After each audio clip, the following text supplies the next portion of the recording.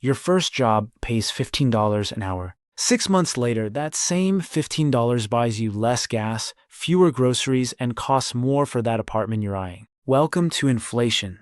It's happening in your wallet right now.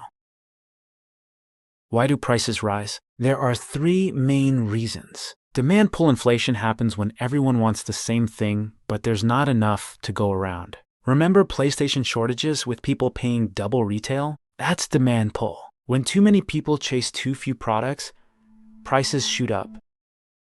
Cost push inflation kicks in when making stuff becomes more expensive. When gas prices jumped from the Ukraine war, it didn't just hurt at the pump. Shipping costs rose, making everything from energy drinks to clothes pricier. Companies pass those costs to you.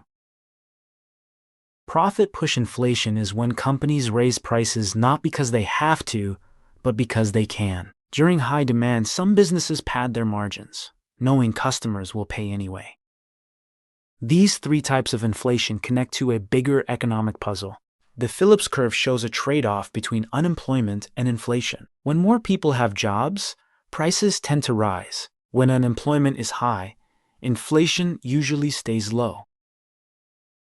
Why? When unemployment drops, more people have paychecks to spend. More spending drives up demand and prices. The Phillips curve relationship is strong in the short term, but much weaker in the long term.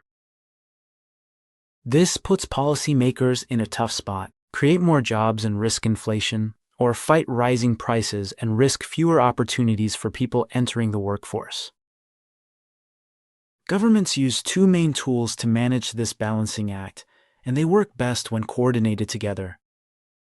First, fiscal policy, government spending and taxes. During COVID, stimulus checks boosted the economy. Every government dollar creates a multiplier effect. When someone gets paid to fix a bridge, they spend that paycheck at local businesses, creating ripple effects.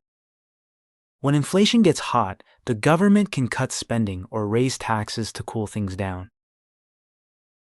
Second, monetary policy from the Federal Reserve. The Fed controls interest rates and money supply. From 2022 to 2023, they rapidly raised rates to combat inflation. Car loans and mortgages became expensive, people spent less, and inflation slowed.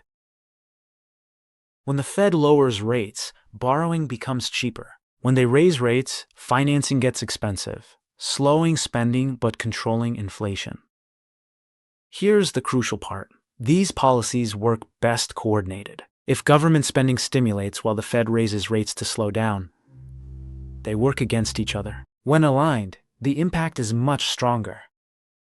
This directly affects your future. Good coordination means stable economy with reasonable jobs and manageable prices. Poor coordination means high unemployment or runaway inflation, both bad for starting careers.